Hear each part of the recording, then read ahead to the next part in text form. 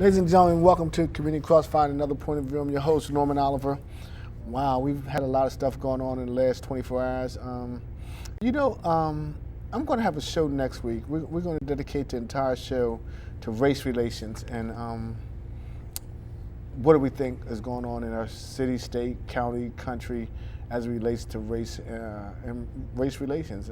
Has it gotten any better, any worse from the 60s, 50s, whatever? And where we're at now. My guest this evening is State Treasurer Chip Flowers.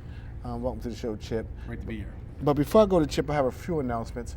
First of all, I want to wish Dr. Andrew Jeske a happy 60th birthday. Dr. Andrew Jeske is a good friend. Had a chance to go to his house. His lovely wife and his sons always treat me very nice. Happy birthday, Dr. A, and many more. 60, man, you look like more or less like 35. Dante Potter, Leonard Potter, who's a good friend of mine, also stopped by his house. His birthday's today, or happy 21st birthday. 21st birthday to you, man. Happy birthday, and I enjoyed the good turkey burgers and turkey hot sauces. My man Potter, Leonard, he throws down for me. Ian Hicks, I got a chance to talk to Ian Hicks. I think Ian Hicks, Joe Hicks' son, is going to be one of the next superstars of basketball. Ian, if you watching, man, I told you I would give you a shout out. I just got a text, because a lot of people have been following the Trayvon Martin case. And Reverend Sylvester Beeman just texted me and said that there will be a press conference at Bethel Church on Tuesday at 12 noon concerning the Trayvon Martin case. I guess IMAC, he's the president of IMAC, so the ministers will be having a press conference on Tuesday noon in reference to this. And then there will be a community event at 12 noon on Wednesday at Bethel Church. So I'm sure Reverend Beeman will have more to say about that. So if you want to come by and talk to me. And also the AmeriCorps with Low Income Home Energy Program assistance through our office with the Nora Enterprises. Mr. Herman Moffitt just sent me this text. What they do is they come in your home and put the bulbs and all that kind of stuff in. So if you want all this free stuff, just call Herman Moffitt at 302-354-5400. 354-5400. It's a free program. Wow, a lot of stuff been going on with the Treasurer's Office. And so I want to know, let's cut right through the chase. First of all, because a lot of people watching have no idea what the State Treasurer does. Chip Flowers, what does the Treasurer's Office do?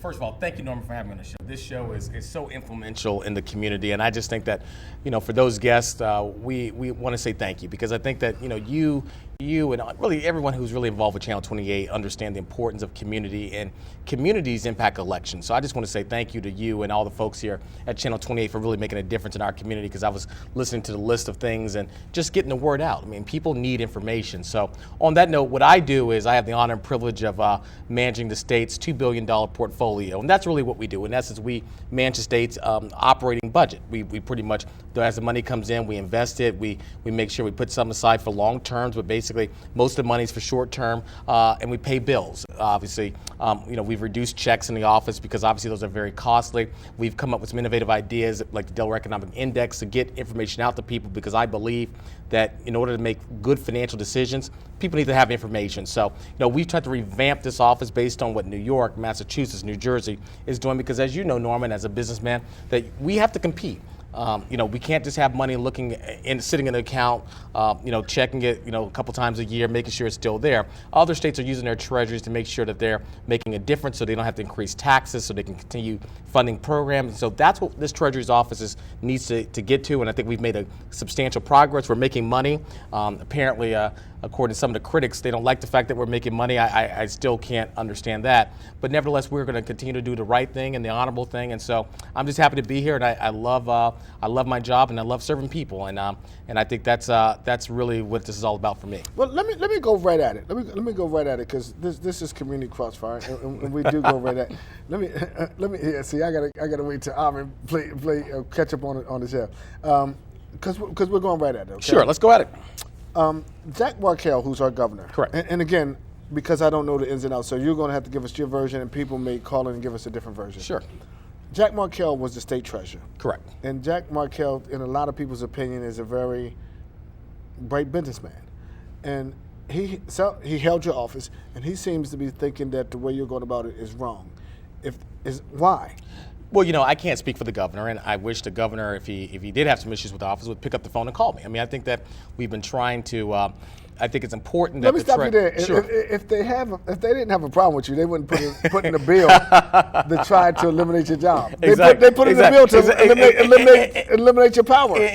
Let's stop the politics right there. I love that, because I think that's a great point, Norman. I just think that when you disagree with someone in politics, and that's okay, you and I can disagree on things, but I think the thing is that what you don't do is you don't try to have threats of bills and just that's the wrong way of going about doing things. I think that in our society, particularly in Delaware, you pick up the phone and you work it out. And as many people know, I still have not met with the governor on policy issues since I've been in office. And so, it's been this constant lack of communication through people, the grapevine, the rumor mill. And I just don't think that's the way two statewide elected officials should operate. And so, I don't want to put words in the governor's mouth. I only know how he feels about what we're doing through the paper. And that's not really the best way that I think people should communicate. I think that people should communicate via the telephone, via talking to each other. And so that's just kind of how I feel. And like I said, if he has a problem, I think we're doing great things. I mean, we're making, as I just got a report just on Friday, that the state treasurer, since I've been in office, we've made $40 million. Without increasing risk. It's $40 million. It's managing the money properly and doing things. Now, am I going to be in the business of giving money to banks because they have relationships with certain folks? I'm not going to be in that business. So if anyone assumes that I should be in that business, they are going to have a problem with me, because I'm just going to put it out there. You may need to vote for somebody else if you think that the treasurer should be dumping money to give them to people's friends, because Norman, you and I both know if I wanted to give money to my friends in the banks, I'd be in jail, right? But so let's be clear that I think that there's a room for policy disagreements, but what I'm not going to compromise on is the integrity of this office, because I think that people should expect decency in their government. And I don't care if you're Republican, Democrat, Tea Party, Coffee Party, Green, I don't care. People should expect government to be good. And if I can be a lone voice, so be it. But I'm going to stand for the very principles that I believe in, and I'm not going to compromise on that. But we're willing to work with people. But let's be clear, we're going to work with people on policy differences, but we're not going to work with people about doing shady things. The Delaware way is, I always say, the Delaware way is not the crooked way. Don't get it confused. The Delaware way is things you could do with the door open. The crooked way is when you close the door and you start cutting deals. So I'm a fan of the Delaware way, not the crooked way. And so if people want me to be crooked, they're going to have to find someone else to do that. Ladies and gentlemen, if you just tuned in, I have State Treasurer Chip Flowers.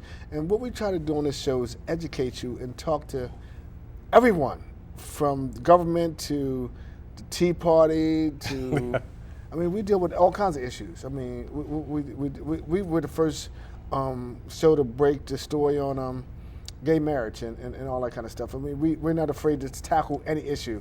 So I hope you listen and learn, because I'm going to learn something here about the state treasurer's office, things that I didn't know and maybe you didn't know. So sometimes it's good to listen. You understand? Sometimes it's good to listen and learn. This guy's talking about billions, not millions, not thousands of dollars, $2 billion. That's a lot of damn money. I mean, and these guys are. We're gonna figure out. But look, you made a couple. You said a couple things. Sure. And I have to address this. You use words like crooked, deceptive, integrity. Yes. What do you mean? Well, I stand. Listen, I stand by those words. I mean, the reason why I asked no, I think it's a fair question. I mean, it's a fair question. I want to be very clear. There's a board that is assigned, that's appointed by the governor and certain members of the legislature to sit and oversee what the treasurer's office does.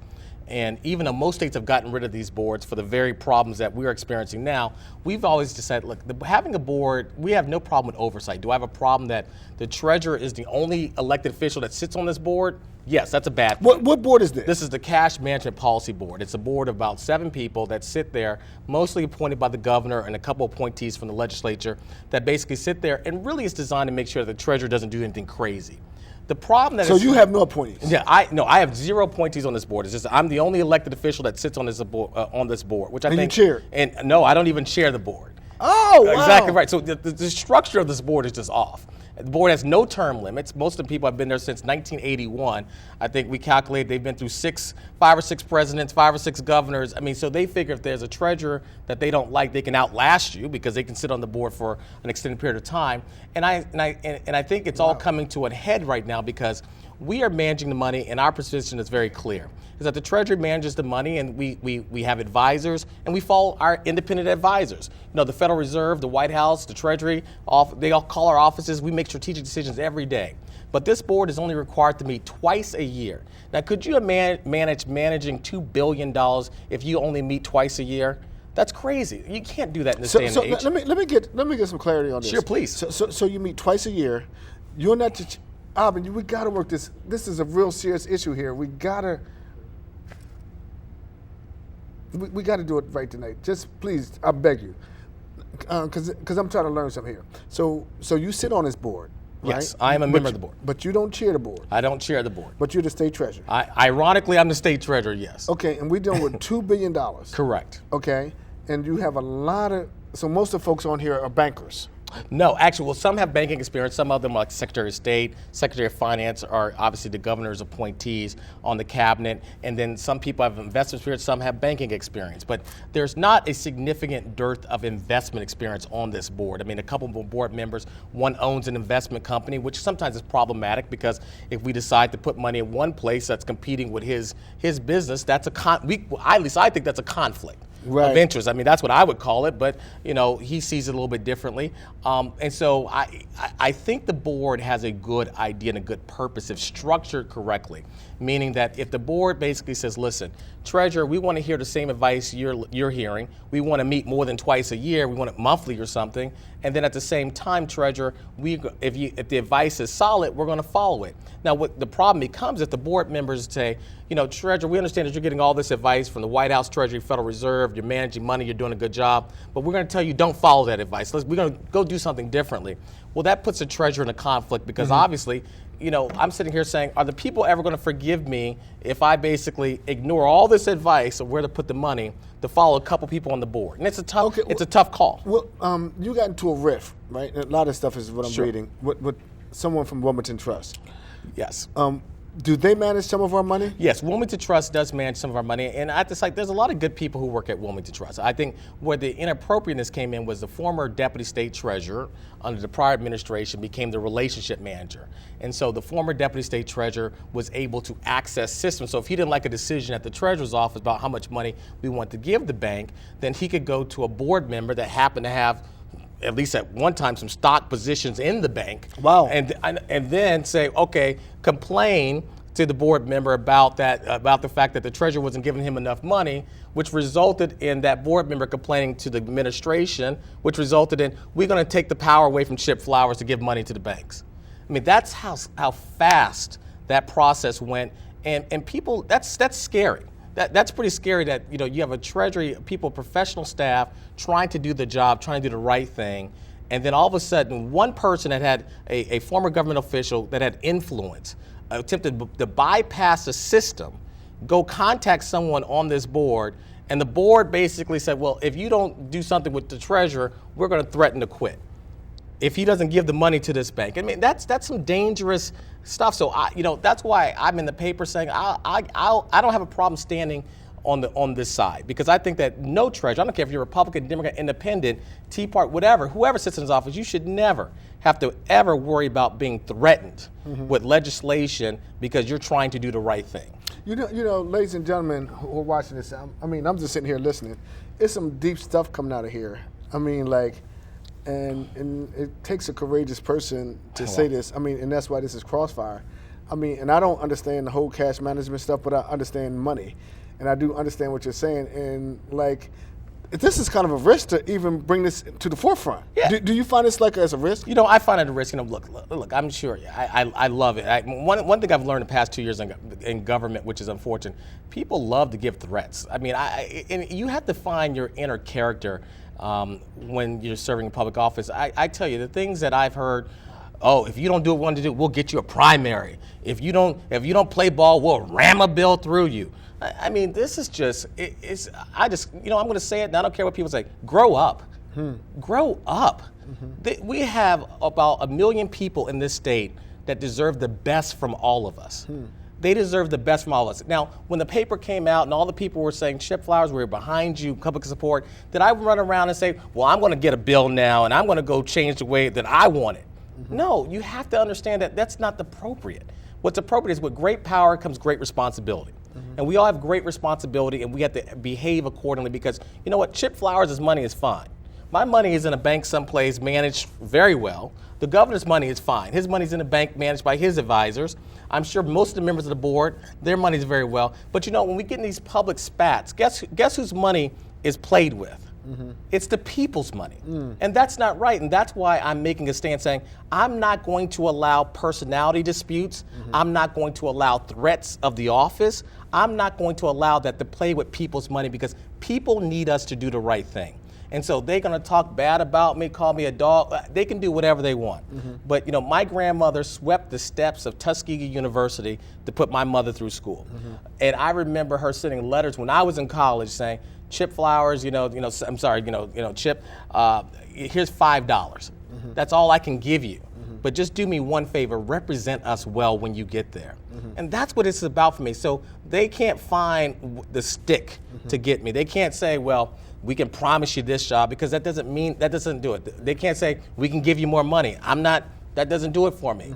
What does it for me is doing the right thing because I want to open up the doors of possibility for your children.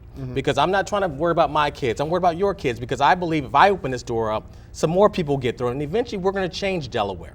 We're going to change the good old boy system. We're going to change it, and we're going to change it for the better. Because I don't know about you, Norman. When you look at Philadelphia, you look at Baltimore, you look at New York, you look at Boston, you look at all the cities around us, they're growing, they're expanding. You look at all the states around us, they're growing and expanding. But we can't get out of the way of ourselves. We spent the last 24 hours in the legislature arguing about whether Chip Flowers, who's making $40 million for the state, whether we should cut his power because he won't give money to a bank. You wasted everybody's time. You clearly look foolish amongst all the state. Other treasurers call me, that's the dumbest thing I think I've ever heard of, Treasurer Flowers. You should fight it. It was crazy. Let me ask you another question, because I have sources too. Sure. I've heard that it got so contentious at one point that you took your jacket off and threatened to fight a guy. Is it getting that bad? You didn't know I know that, right? No, I love it. That's why they know Stormy. I remember there was a meeting. I mean, one of the same individual who has these investment positions. He is a very, very degrading individual. I remember, Norman, the very first meeting that I had with the individual. I'll never forget this as long as I live. Who is it?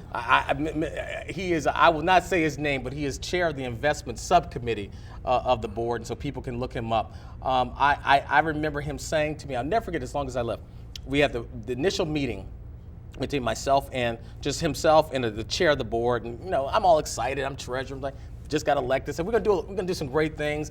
I said we don't have a nickel managed by any minority or women-owned man. Just we need to spread the money around, do some things. And I remember he said, I might let you have $20 million to manage. Wow. Norman, I think I was utterly just I couldn't even. I might let you. Wow. Here it is, a standing elected official. And I remember we were talking about the investment managers and all this good stuff, and he said, we don't want any of those people managing our money. I mean, we have some serious problems here. And so I think, and I want to be clear to those in the administration watching the show tonight that we're willing to work with people, but that's kind of serious. This is going to be on YouTube. I mean, listen. So if they're not watching, they'll see it later on. Sure. Don't worry, I'll get a bill threat. He said too much, we're going to ram a bill through. Was that serious then? That was serious. I am utterly shocked as a Democrat, and I just said, it's no longer for me about being a Democrat. It's no longer about political affiliation. This is about being a Delawarean right now. We are at a different level right now. I'm a Delawarean first, party second. We got to fix this. This system is broken. We need to fix it, and I think we need to make sure that no governor, no treasurer, no lieutenant governor, no one can change a power of an office based on a personality disagreement without going through some sort of vetting process. Because did you realize that this would have redefined the power of this office in the relationship of the governor's office to an office that is designed to be the check and balance in a system, all because of the fact of a bank not liking their deposits. amount. I mean, it's But scary. you know what? But when you start talking about that kind of money, people are gonna. I mean, they're not gonna play games with you. Yeah. Oh, yeah. I am quite sure that. I mean, am I right? You're right. I'm sure my opponent will be well funded. Listen, but like I said, Norman, you can't effectuate change if you're scared. You just can't. You don't. Then. And speaking of that, not to cut you off. No, please. Another thing I heard, because I do hear everything. not everything, but a lot of people talk to me. I've heard that it's gotten so contentious, or not contentious, with maybe you and the governor, that former Judge Josh Martin has agreed to have a truce or meeting, or have you heard of that? Yeah. Or did I hear about it before you? You probably, Look, Norman, you definitely have your ears to the ground. And look, this is and I'm glad you brought this up because I don't want to put Josh Martin in a situation. You did, I did. No, you did, you did. I'm going to say this. I think that the governor and I need to meet. That's my compromise solution. We need to meet, we need to sit down, and we need to talk. And I'm hoping that Josh Martin can serve as a facilitator to this meeting because I think we need to air it out. And I think that people need to understand the expectations. The expectations isn't when you leave the meeting that we're going to be best friends. That's not my expectation. People that put us in office to necessarily like each other. People put us in office to do our jobs. Mm-hmm. And my goal is that we need to have a clearing because if we're at the point now where bills and other things, we need to be talking about our economy. We have people unemployed. We need to be talking about economic growth. We need to be about expanding Delaware. If the focus is Chip Flowers making $40 million at the Treasury, if that's our focus, then we're out of line. So I'm going to propose this to the administration publicly so everybody hears it. You have to hear the rumor mill and Leg Hall, and Norman, glad you brought that. I believe that myself and the governor should meet. We should talk about it. We need to have a facilitator there so we can talk about these issues. We can leave, shake hands, and go about our business. He can continue being governor, and I can continue being treasurer, and let's just work together and move past it. But I think that this whole behind-the-scenes rumor mill, ramming bills, threats, it's got to stop. Grow up. Both sides, that's from my team, his team, grow up. And I think that we need to make sure that this is an honor and a privilege for us to be serving in this capacity. And I can tell you that we've wasted a significant amount of time and resources over the past few weeks. And I tell people, I'm even tired of seeing myself in the paper. That's just a wasted time and effort. We need to move forward in a productive and constructive way. And so I'm going to send maybe I'll have Josh Martin, whoever wants to be the facilitator in that capacity, will send a letter over there. But this is it. We need to get this past because I think this is just nothing but it is wonderful theater, but there's an old movie that's called Much Ado About Nothing. This is nothing. Mm-hmm. Ladies and gentlemen, I hope you're enjoying this segment with State Treasurer. Let me tell you. Let me go off a little bit while I'm talking to the audience. All of my guests who come on here, we don't have a script, and I have no idea where we're going to go with conversations, and I had no idea where we were going to go with this conversation. And trust me, this is deep to me. I mean, and this is one-sided now because we didn't hear the other side. So we don't know how the people on the board may say something about Chip or the governor. So this is Chip's side. But hearing this, and I'm hoping that the people who grasp it is like, wow, because if you're getting like me, if it's like 90% true, yeesh. Yeah. And let's talk about what else you also serve on the pardon board, right? Yes. Wonderful opportunity, and I think that is one of the really the surprise benefits of really being state treasurer. I think it has been a wonderful opportunity to help people get their lives back because that's an important board. So many people now, so many companies, I should say, don't really hire people with any kind of criminal record. I mean, it's gotten so bad now that companies don't even really, because they don't have to. The economy is such that they can pick people they don't have to take any type of chances with. And so that board is very important. And I encourage people who have been out and who are trying to move forward with their life to consider a pardon if you are ready and able, and you can come before the board and you can present a good case. Because I think that what is happening now is that people, they get a record, something that they've done when they were younger, could be a minor charge, but or something that it was really small. And every time they run a background check at their company that they're trying to get a job, they basically get nixed. Mm-hmm. And so, we as a society, and I think that's something that I think that both, and I will give the governor credit for this because I think he has done a tremendous job in this regard, is I think he's been very, very forthcoming about really making sure that people who have a record and who are worthy get a part. And I think that's something that, again, we can disagree on some things, but I actually think that that's a wonderful thing that he's been doing, and I think he grants a significant number of pardons after he gets the recommendation of the pardon board. And I think that's important because we got to get people employed, and we got to get them employable. And it's a shame that companies aren't doing a better job of kind of filtering out, this is something that this is 20 years ago in someone's past, but we have people coming forward with charges that they did in the 70s or the 60s, and you can see that one turning point. They got back out 2 years later or something, and haven't had a good job since then. I mean, this is just the environment we're living in. So I think that people, I'm not so much about worrying about people falling down. I want to help people get back up, and that's really what I love about the pardon board. And I got to be also honest, because you're a friend and the governor's a friend. Both of you guys have been very good to me. I mean, the governor was on my show, and I've asked him for a few things since he's been governor. He's been always there for me, always accessible. Anytime I called you, your office, you've always been accessible. I had no idea this kind of stuff was going on behind the scenes.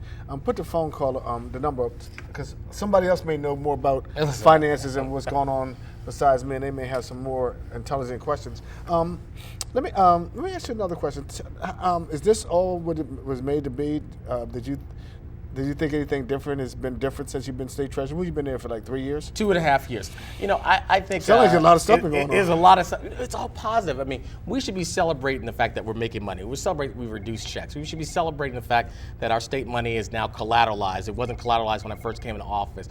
I mean, the White House has recognized the office for some innovations, but instead we're sitting here arguing over just petty stuff. And so, but that's not petty. $2 billion. But petty $2 billion is not petty. Yeah, petty stuff meaning that Chip Flowers is over there making money. I mean, how you doing? Welcome to the show.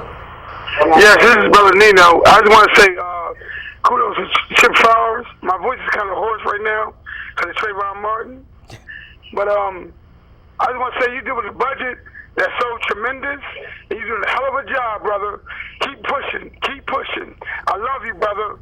Keep pushing. Thank you so much. This is Nino calling. Thank you so much. And how you doing? Welcome to the show. Hi, Norm. Pastor D here. Mr. Treasurer, how you doing, Pastor D? How are you, Pastor D? How's everything? Long time, pal. I'm still standing, still plugging. Listen, Norman, fantastic show. I want a copy of the tape, Norm. I'm learning too. Mr. Treasurer, what you described, as we know, the politics, Norman talks about all the time the importance of people being on board and tells us that these types of things go on. So with what you described, the politics that's played with you, obviously the people who came at you, for instance, about the bank situation, these people have their political allies and backups. If I recall, when you were elected, there was a significant amount of people who didn't think you could be elected. You spent a lot of time on my show, Holler Back, and you basically, people might not know this, had a grassroots campaign, right? Correct? Do you think that it is important for you to have your political, to maintain your affiliation with the groups that you started out with, to reach back and to connect and to keep your political covering, so to speak? Am I, you know what I mean? To balance that thing out. Thanks for the call, Pastor D. Yeah, no, Pastor D, you're exactly correct. And I mean, and he hit something that I believe in. I love the fact that my campaign was grassroots. I mean, I didn't, I took most of my savings and I went to many places I could. And it's important to have community groups. I remember CBTU, Pastor D, all the churches. I tried, just to get out, and not just in Wilmington, just, throughout the state. I mean, I remember going down to Sussex County, knocking on doors. People say, I'd never even had a statewide official knock on my door, or someone even running for statewide office. I mean, this is about community. I will never be, and I should say this publicly, I don't want to be the kind of candidate that says, listen, I got $1 million in the bank and I could buy all the TV airtime I want. That's not what it's about. What it's about is that get out there and do it the old-fashioned way. And that's why I love the president so much, because he taught us all. He taught me. And I tell people, and there were those like Ted Blunt, yourself, and others who opened the door for me. They said, listen, you got to get out there and connect with people. It's not about how much money's in your bank account. Anybody could, that's That's irrelevant. What's relevant is that can you go out there and tell people what you want to do, and how can you change their lives? And I think, Pastor G, that's a wonderful thing to say, that all politics is local. Yeah, like chipping in. How you doing? Welcome to the show. Hey, look, what's going on, Norman? Outstanding show as it is, and I just want to say this to Chip Flowers is that I'm a friend of Rick Williams. My name's Len Church, and what I do want to say is this, man, is that it's a good thing that somebody like yourself can get in here and at least do one thing that's right. There's a fiduciary responsibility that state government has to the people, and unfortunately what we've seen is the governor being able to basically take the state pension fund in its own right. And I still can't figure that out. Why can't that be in your charge as opposed to the governor having that responsibility over the state pension, which is state employees, when it should be your responsibility?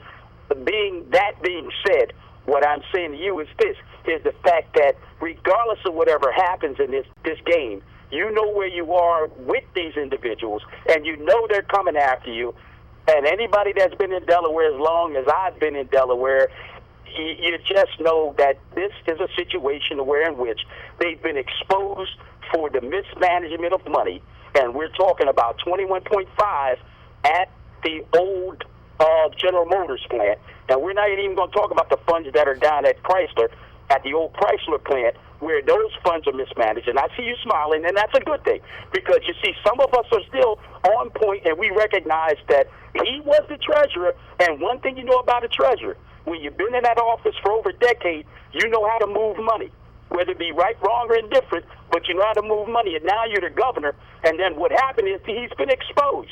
And I think that, as I said before, and I'll hang up and let you and Norm go ahead and talk and discuss this, but Chip, I'm telling you, you're doing a hell of a job. And tell Rick Williams I said hi. Thank you. I want to respond to this because this is very important. And this is because, and thank you so much for your kind words, Norm, but I think this is an important angle. People, I don't care whether the governor or the treasurer, people can make a bad decision.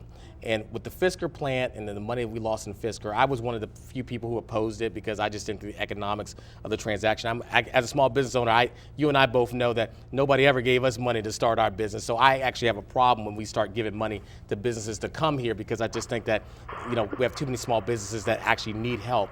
But I want to say something about this because I think it's important. Even though that money was lost and it could have been managed a lot better from the administration or whatever, there is not one time I've ever said that the governor should not have the power to get involved in those projects. And I think that's important because that's important on, because I said we have to get to a point in our society where I can disagree with the governor on a policy decision like that, but that doesn't mean that he shouldn't have the power to do it because something happened. But you know what? And if I could just take up for the governor. Please. If I could take up for the governor. No, and I'm taking up for him in this situation too. Because I think that when you came in office during those economic times, one of the worst economic times in the history of America. Everybody. Since the Great Depression. Yeah. With housing, and to try to jumpstart this, I thought Fisker, on surface, was a great idea. Yeah. Was going to get guys back to work. Was going to give our economy a boom. They messed up so much. It wasn't just Delaware; it's the federal government too. It messed up. How you doing? Welcome to the show. Hello. Yes.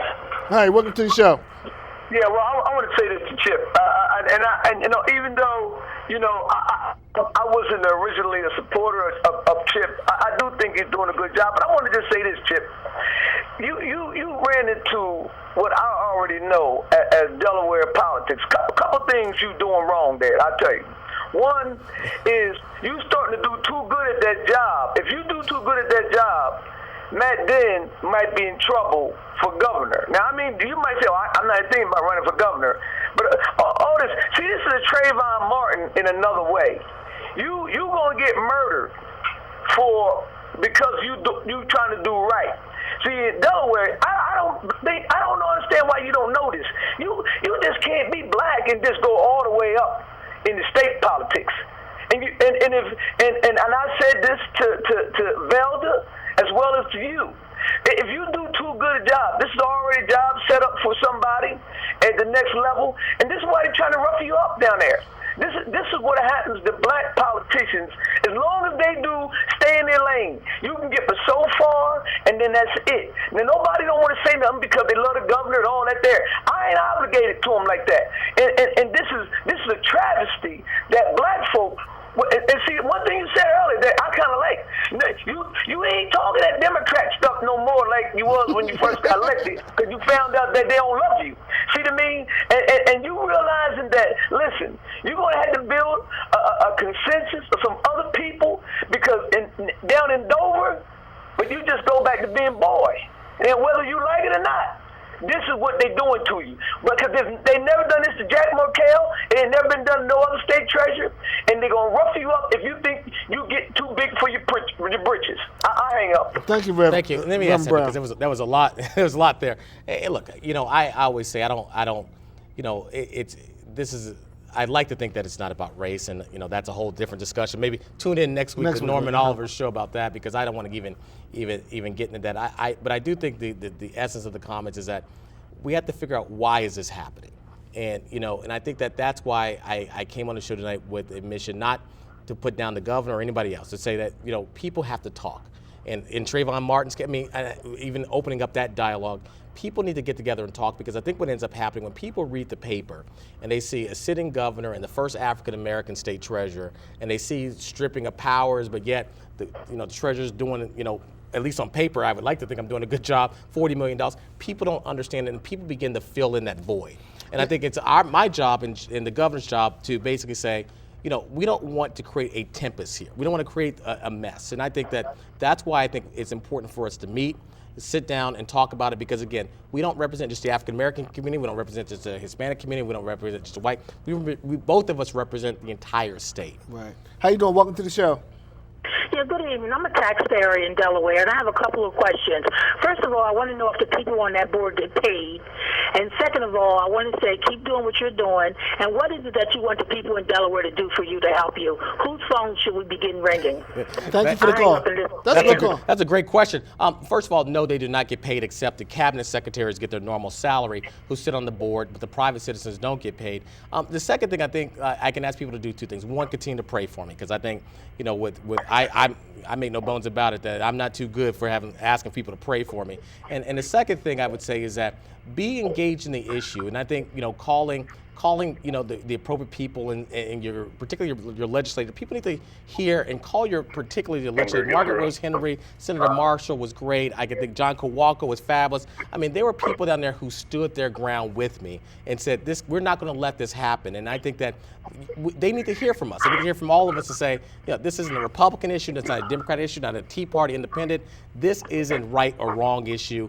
And what is happening and what they want people to do and the way about this went was wrong, and it needs to never happen again. How you doing? Welcome to the show. Yeah, good evening. This is Attorney Leroy Tice. Good evening, Norm and State Treasurer. Quick question. It's actually a two-parter. Chip, did you have an intention to use emerging investment firms, meaning emerging financial investment firms, for this $2 billion? Because that's a lot of money, and emerging firms could stand to do very well. And the second part is, do you think some of the pushback you're getting is because you would potentially use some emerging firms? Thanks, brother. That's a good question. Because I mean, it's stuff that we didn't know. Thanks, Tice. And to let the viewers know, emerging firms are some of your, women-owned, some of your smaller firms, minority-owned businesses who can manage money very well. Some of them have done extremely well. That is a wonderful question. When I first came to office, as I said, that was one of my first priorities, to make sure we only had 4 or 5 banks. None of them were emerging managers. None of them were minority-owned.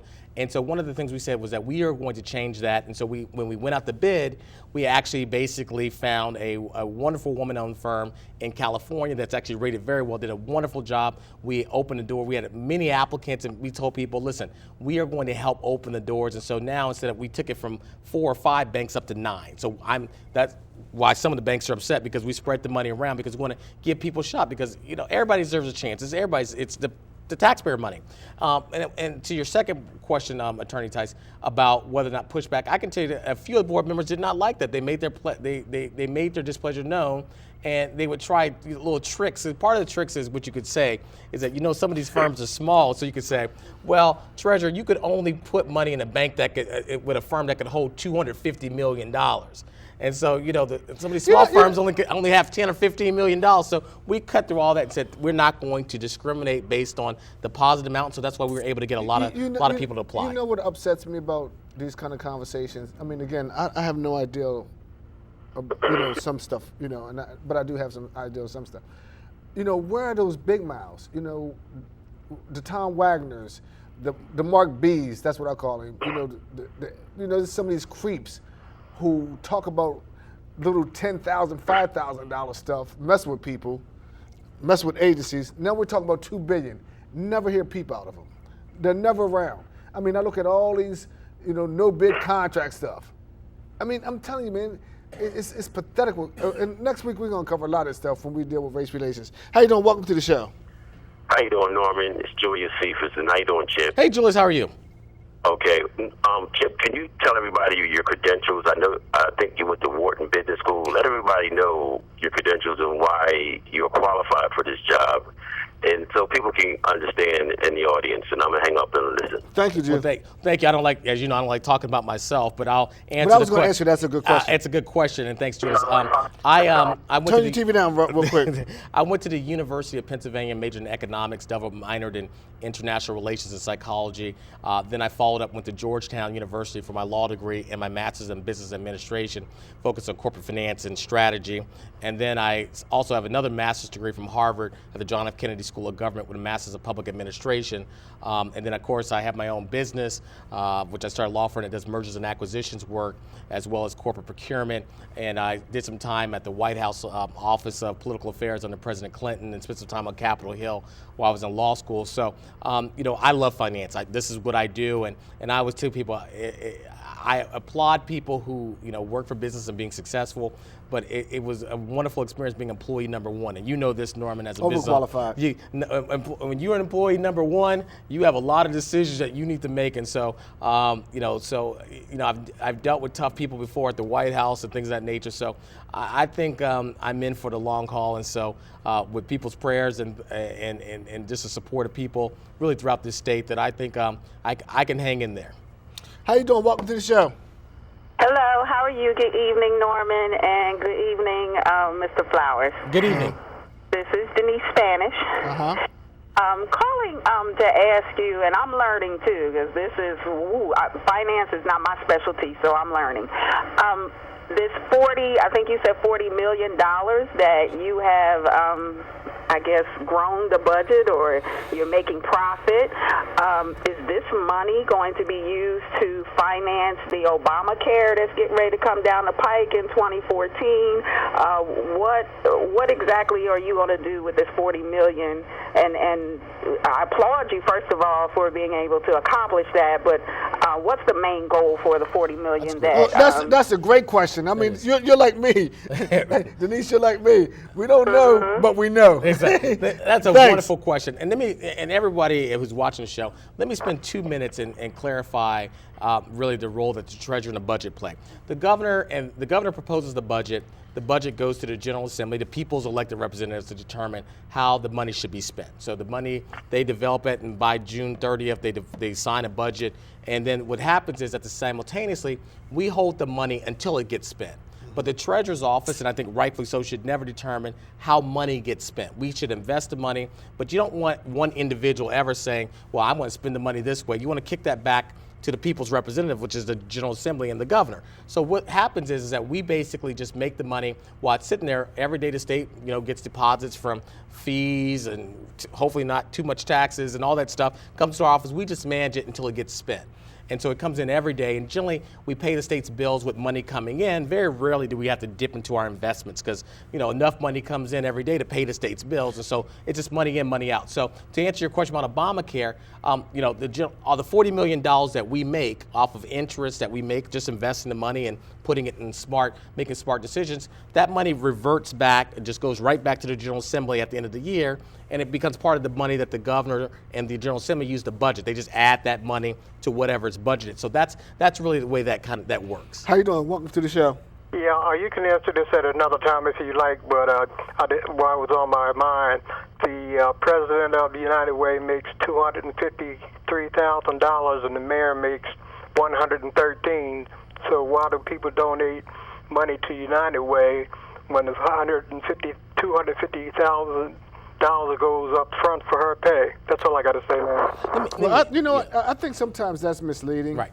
I mean, and she's doing an excellent job, but we can talk about that at another time, like you said. How you doing? Welcome to the show. Hey, Norman, how you doing? This is Rick Williams. Hey, Rick. Hey, Rick. Hey, Chip, I'm your number one fan.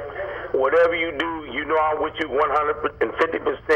Keep doing what you're doing. You're doing a great job. Thank you. Okay, thanks, Rick. Don't let nobody discourage you. Hey, 2014, we're going to take them. And if you go for 16, we're going to take them again. There's giants in the land, but we can take them. Thank you, Rick. Thank you, Rick. Thanks for all the help. How you doing? Welcome to the show. Yeah, no, I'm Theo Gregory. Hey, Theo. Could you ask Chip to articulate the governor's position and then tell us why that position is wrong in his thinking? Articulate it on as far as what? What's the governor's position as to why Chip's philosophy and how he's pursuing what he's doing wrong-headed? Why does Chip think the governor's position is flawed? Okay, thank you. It's a great question, Theo. I don't want to put the words in the governor's mouth because I said the governor I haven't met. But let me tell you what I think the situation is. We've had these individuals sit on the board since the 1980s, and they've been on this board for an extended period of time. And the board was set up really as a way that the governor indirectly could kind of keep an eye on what's going on at the treasurer's office, because the appointees on the board are through the governor's office mainly. And I think the position is, well, it's kind of how do you view your treasury? That's really what it comes down to. Is if you view your treasury as we should just have money sitting in the checking account someplace, sit up there doing nothing for us, then you want your treasurer to basically come into work every day and not do a whole bunch of stuff, do some small stuff, just day-to-day stuff, and then, after a certain period of time, leave that office and do something else. And I think that's where the rub is, where I view the office as saying, well, no, we can't do that. We can't have money. At one point, you almost had like $1 billion sitting in short-term accounts. You don't need that much money sitting there. We want the money out there growing so we can basically do what other states are doing, which is using their treasury's office to basically, offset some of the increases in taxes. So the more money that we make in our treasury funds, the less you have to pay in taxes, right? That you would want that. And so I think that's really where the rub is. And also part of it is just personalities. I think that you have a group of individuals that are used to getting their way from whoever's sitting there, because what treasurer wants to go fight this board, right? People say, well, the board, I mean, you're going to be in the paper. You're going to get things rammed down your throat, right? And I just view it as different. So if I make it to higher office, I make it. If I don't, I don't. I just want to do the right thing. So I think what happened is they haven't found the chip, the kind of the check about saying, well, we can keep this person under our thumb. They just haven't. They can't figure it out because there's nothing they can offer me. How you doing? Welcome to the show. Hello. Hello. Hello. Norman. Yeah. I'm talking about Klein Martin. No, we're gonna talk about that next week, okay? Okay. How you doing? Welcome to the show. Hey there, it's Nancy Willing. How you guys doing? Hey, Nancy, how are you? Great show. I just didn't want the opportunity to slip by to bring in one of the things that hasn't been mentioned yet, and that is that one of the individuals, or at least one on this board of the private citizens, is a humongous donor to the governor's campaign and perhaps other campaigns. In that level of state government. So I just think that really needs to be said, that there's another thing in play here, and that is a terrific amount of money. I mean, it's in the tens of thousands of dollars are heading into the governor campaign control. So that just, to me, that's something that had to be said. So that's really what I wanted to mention. I don't know if you want to get into that in any detail, but the public has to know. No, I mean, but again, I don't want to get into, because anybody who makes a donation to any campaign, a person could take a pot shot at anybody like that. And you got people who make donations to your campaign, people who make donations to Theo Gregory's campaign who just called. We got enough time for a couple more calls, so we probably got to answer the question. Sure, can quicker. I answer Nancy? Yeah, sure. I'll answer quickly. I think Nancy's point's well taken. I think that if we take Chip Flowers and Jack Markell out of it, and you say, okay, what should the rules of this board be? That's what I was going to get to. I think you have to just because you basically saying it started in the 80s. You weren't treasurer, he wasn't treasurer. Yeah. He wasn't governor, you wasn't treasurer. So it looks to me like they got to make the rules. These people shouldn't sit around on this board. Times have changed where we need to catch the rules up to the board. People shouldn't be sitting on these boards for that long. And I'm arguing about these boards forever. Norman, you're right. I think it should be term I would like limits. to sit on it. I I invest the money right. How you doing? Welcome to the show. Hi, good evening, Norm and Chip. This is Mike Riley. Good morning. Good afternoon. Good evening, I guess. Okay. Hey Chip. First of all, I'm very impressed with you as a professional and being qualified for your position. Thank you. You know, I don't know if you remember me, but we worked together at Skadden Arts. Yes. Oh, yes. I do. I do remember you. That's been some years. Yeah, so I've been watching you very closely. I feel extremely comfortable having you, represent our interests as citizens. And I just want to encourage you, don't change what you're doing, because you're right. You're doing what you need to do, and you're honest. And your integrity, I don't believe, people can question you on that. Well, thank you Mike, very thanks, much. buddy. Thanks, Mike. And good to hear from you. How you doing? Let's make the call quick. We run out of time.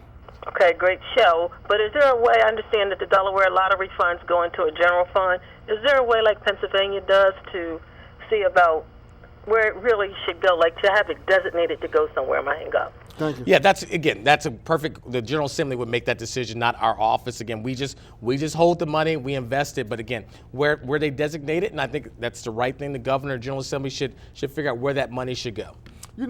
First of all, I want to thank our audience because we have as you saw. That's a great audience. I mean, we have an educated audience. I was talking to a guy the other day, and I was telling him that I was having you on the show, and he's like, well, hope, the audience understands. I said, my audience is so diverse. I mean, we could talk about race issues, we could talk about gay marriage, we could talk about pretty much anything, and in the crowd, it varies. And this is one of those shows where people knew, and then some people just learned.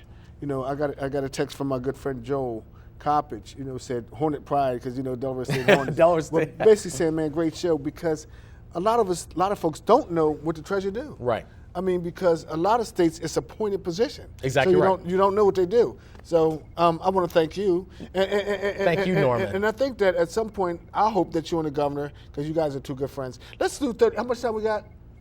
We could probably do quick 30-second calls. Yeah. How you doing? We got two quick calls. How you doing? Hello. Go ahead. How you doing? Quickly. Go ahead. Yes. Are you considering? First of all, are you considering a state representative? Are you considering term limits?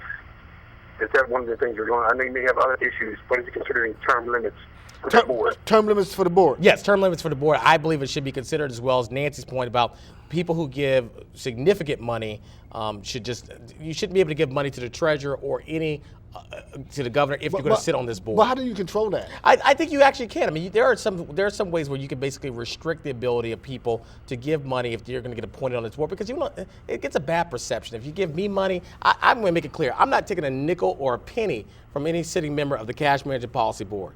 It just gives people perception that how much money do you make off of managing that kind of money? I don't know if we said anything about that. About who? I mean, just a person, like say one of the banks. You can make some serious money. Let's put it like this. Before I came into office, the total amount that they were getting paid was $2.1 million in fees. We've dropped it down to $1.6 million. So that doesn't make me a fan of the banks, but $1.6 million. $1.6 million. That's and more than I have. You just wake up and look at the money. Okay, it's right. Exactly right. That's why you got to watch it. If you want to get educated, you got to watch Community Crossfire. How you doing? Welcome to the show. You're the last caller. Hello? Yeah, you're the last caller. Go ahead. Is this you, Norman? Yeah. It's Hal Bloxham. I have never called any show before, but I can tell you I am extremely excited and impressed with what has happened here. The treasurer is dead on target. I appreciate the governor and the work that he tries to do. There needs to be a compromise, and I'm hoping that Josh Martin will be able to get these two together to iron out their differences. Hey, Hal, I appreciate the work that you do, and you know I appreciate you. Hey, Hal, coming from you, that means a lot because you know how much you mean to me. I mean, this guy was my student advisor at Newark High School, so wow, that's great. That's touching. Thank you for the call. Thank you for the call. And also, don't forget, ladies and gentlemen, you hear it on Crossfire first.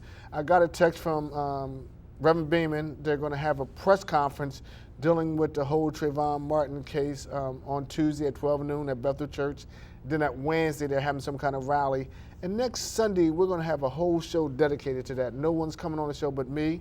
And we're going to open up the lines and we're going to talk about it. State Treasurer, thank you Norman, so very much. Norman, thank you. Always a pleasure. And I just hope that, people got an opportunity to learn a lot tonight. I certainly did.